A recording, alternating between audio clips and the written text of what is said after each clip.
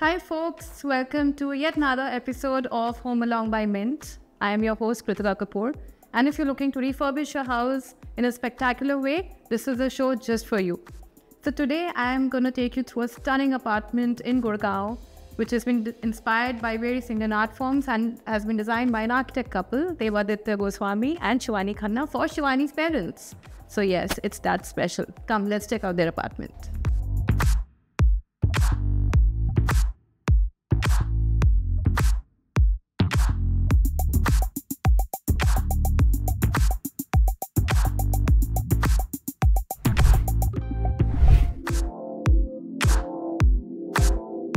Thank you for inviting us into your beautiful house. Thank you for coming.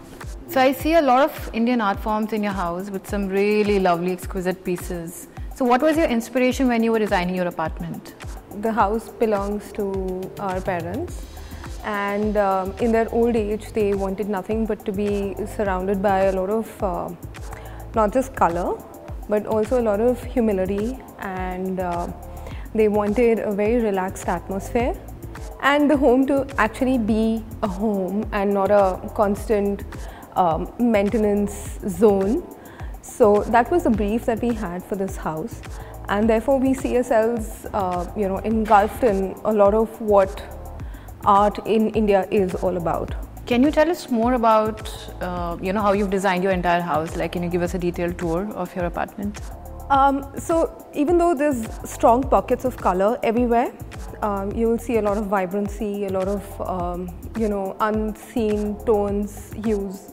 But at the same time, there's one omnipresent color everywhere we look, and that's the color green. Yeah, I've noticed that. Yeah, so that's there probably in the stonework or in the jalis, and that's more to do with the fact that green is the birth gemstone of the owners of this house.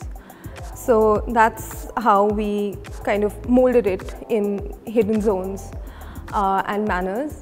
But then if you want us to talk about the Bastar art right now? Yes, why not? It's lovely. It's so different. Yes, so that is a masterpiece which is done by the artisans from, of course, Bastar, where this artwork hails from. And the artist, we met him at one of our visits to the Art and Craft Museum in Pragati Maidan, and he happened to be, selling lots of his pieces, which were, the tiny ones that you usually find. We met him and we understood that he is an able person who would be able to go back home and commission an artwork this big, and he worked through the summer months, and he sent us a whole bunch of stories and mythological tales crafted into Bastar, which is what the artwork is all about. So these are 12 separate pieces that you've put together, and that's how this is. Okay. And how difficult was it to install these pieces? Is it too heavy? That was actually the biggest challenge in this. Other than sourcing this art piece, the biggest challenge was the installation, and it actually took a team of about 10 to 12 people and a double height shutter, or in Hindi we call it, which is scaffolding, and we call it a godi, where we had a metal person, the Bastar art person, the painter, and also the civil person helping each other out to actually get this installed. So adding to what Shivani just explained about this art piece, the 12 pieces are actually stories of different tribal stories put together. So each panel has a different story, and we don't really know what the stories are currently, but the worker would come in, he'd actually taken the pain and explain each of the story to us. So that is what Indian art is all about. It's actually, this house is an amalgamation of all the Indian arts, which we'll definitely show you. And your seating is also quite interesting. Is this marble? This is a seating area, right? Yes. So the idea behind the seating was our parents are at an age where they're wanting to socialize, and even though the scale of the space and the size of the living room was such that you could easily sit about 20 people, but in case they have a very big family and a very big social life, so on a good day we easily about 50 odd people on a party. So a floating population of about 25 to 30 people. This just becomes like an extended seating area where people can take their drinks and enjoy without having to worry about spillage. That was the idea behind having this seating design. So this is actually an Indian marble. It's called Udaipur. It's called the Udaipur marble, and very low maintenance, not very expensive, yet gives you that a bit of glamour, and also goes with the theme of the house. And from where did you source this marble? It's a locally sourced marble from here in Chhatarpur. Okay, great, lovely. And I also notice your furniture is pretty antique and vintage. Can you tell us more about your furniture? From where have you sourced it? So the furniture, every piece that you see here in the living room is an antique piece. So all the furniture is refurbished. All the furniture is recycled, repurposed, and I would rather say it's upcycled. So there's a vintage furniture collector based out of Chhatarpur again, Mr. Satish Gupta, and he has a knack of keeping great treasures in his outlet. So we went there, handpicked each of the furniture, and I think all the furniture, as far as I know, all of them are made out of teak. Teak wood. Great. And I am in love with your majestic fan here. Very different. Can you tell us more about this? Well, that's to source, that's sourced from the fan studio, which is here in Gurgaon. And so it's to serve the majestic double height. And on a good day, on a good weather day, we just open the windows on both sides, and the fan does its thing at a low RPM, and it's just a beautiful. So it's effective as well. Oh yes, I mean, it absolutely looks spectacular, but it's effective as well. Yes, it's supposed to run low, on a lower RPM, so that it gets the maximum wind circulated around the way. So yeah, great. That's nice. Okay, is there anything that I'm missing? Although everything is so fascinating in your space, like, the centerpiece. Again, that's also from Mr. Satish's Treasure. treasure. That's his treasure. This is called an Odli. I think very common in South Indian homes, if I'm not wrong. And these were generally kept in the open courtyards in South Indian homes, where you fill it with water and fresh flowers. I think it's more to do with the ventilation, but yeah, I mean, it's been repurposed again. I think it's easily about 100 years old. I'm not sure, made out of pure brass. No maintenance at all. There's a natural look of the. We did not treat it. But we just redesigned it to, suitably use it as a centerpiece. And you got the stand made? Yeah, that is right. Somebody yes. And yes, and I love this green color. And like you mentioned, if I am correct, I think this house has a name, right? Markat. I noticed a name. What is it Markat. called? Markat. Yes, and it's again the reference to the green gemstone. So are we talking emerald here? Yes. Okay, great. Lovely. So shall we go and take a tour of your house? Yes, please come along. So this is your dining space? Yes, well it is. And this is how you've cordoned off, you've partitioned this area, right? Partitioned it off from the living room. Just, there's no sense of sanctity otherwise. Just to keep the formal and the casual or the dining section separate. And these are glazed jalis which we got from Keramos, which is again in Delhi. And they do some great glaze style stuff. And again, this is a very interesting section in the house, which was, it's a ladies' dresser, but it got repurposed as my father's work from home table during COVID. And he still uses it after his retirement. He loves sitting here. So yeah, this is one interesting section. Nice. And this is your dining, yes, right? And I see a lot of green again. Yes, so you do see omnipresent green, as we discussed earlier. And though it's not in our faces, it's like in a very sublime fashion. And so much so, we left the HDHMR boards also just painted in a transparent PU coating. There's no paint on these. There's no paint on any of the green board cabinetry that you see around the house. And it's all topped in very low maintenance stone. So it's just a wet wipe. Yeah. Okay. Wet wipe. No wooden tops. And this dining table, again, we sourced it from the treasure trove antique stores across town. And we happened to come across a lighting vendor at that point in time who was developing lights for the ISKCON temple. So this piece happened to be the last piece of that range. It's a beautiful piece. Very different. Yes. And I think just apt for this space. And it does great wonders when, it's the lone light switched on, when we're playing cards or we're just a bunch of family members enjoying our dinner. It's a lovely American diner feel light. And again, the fans from Fan Studio in Gurgaon. Yes. Great. Lovely. And that's your kitchen? That's our kitchen. This is the kitchen. Yes. What do you water? Yes, please, I don't mind. Such a lovely, colorful, vibrant kitchen. Yes, it has a very good story behind it. Yeah, I see a lot of art again. Yeah. Yeah, can you? Thank you very much. Can you tell us more about this? Sure. So, if you see the kitchen, the story behind the kitchen is that the kitchen was actually provided by the developer, and it was a pretty basic looking standard kitchen laminate finish, which was, of course, looking at the experiments that we've done outside with the Indian art, and the furniture wasn't really acceptable to either us or the parents. So what we did was we basically repurposed this kitchen as well. What we did was we removed the shutters. We removed the shutters from the top cabinets and also from the bottom cabinets. And we, in fact, sourced a few vendors and a few good, very interesting artists from Udaipur who came down to Delhi, took the shutters from us.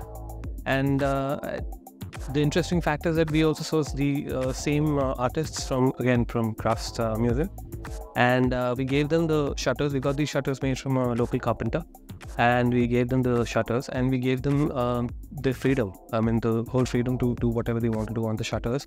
Just ensured that no religious figures and no animals on the shutters. That was the only brief given to them, and they gave us a few samples, and we sort of just finalized and went with the flow. And this is the final outcome. Some people love it, some people hate it, but I think we love it. No, this is so different. It looks lovely. Very different. Yeah, very, very different. So this is just wood and then art, pure art on wood and no less. Specific, this is MDF. Okay. With acrylic paint and hand art on it. I see.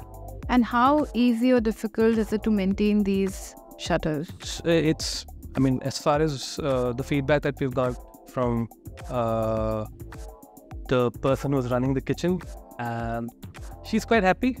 There's no negative feedback on it. No difficulty in maintaining it. As you can see, this is the cooktop, this is the chimney. So everything seems to be in place, in order. No outwards maintenance required. No extra, nothing that actually spoils it. So I think this is something, this is a great experiment for us, and somehow has worked in our favor. Yeah, it looks lovely. Yeah, wonderful. Great. And I think this is your dry kitchen, right? And this is our dry kitchen. Yes. We have a scullery where we have most of the washing happening, but the cooking happens here. Okay. I think it's a great concept that we have this, the wet kitchen and the dry kitchen. I think that's the concept that we have in Gurgaon, and I don't think we have this in most of our apartments, but that is what we loved about this apartment when we were shortlisting it. Especially the volume that you see in the living room. That is something that I don't think any apartment we've seen in Gurgaon so far. Great, lovely. So shall we go ahead and check out? Let's have a look at the bedrooms. Yeah. Hi Kritika, how are you doing today? Hi Shivani. Hey. Hey Dad. Hello. Hi guys. Good. So care for some coffee? Sure. Sure. Thanks. Anyway, I've heard so much about your coffee collection. So Kritika, I know that you like Colombian coffee, so I poured a Colombian bean for you. Okay. I love Colombian. So to give you a taste of Colombian bean, you can chew one. Okay. So the best way to have this is to pick up this chocolate, roll it on keep this chocolate on your tongue, and what you need to do after this is to just have a taste of the coffee. Okay. Okay. While the chocolate is still. Yeah. Should I? Ideally, I would like to put in a because it's a much milder coffee. Okay. So I would add a shot of espresso in this for the best possible taste. Sure. Okay. So once you have this, just roll the coffee in your mouth and don't chew this. If you chew it, then you're gone. Don't break it. Put the entire thing on your, yeah.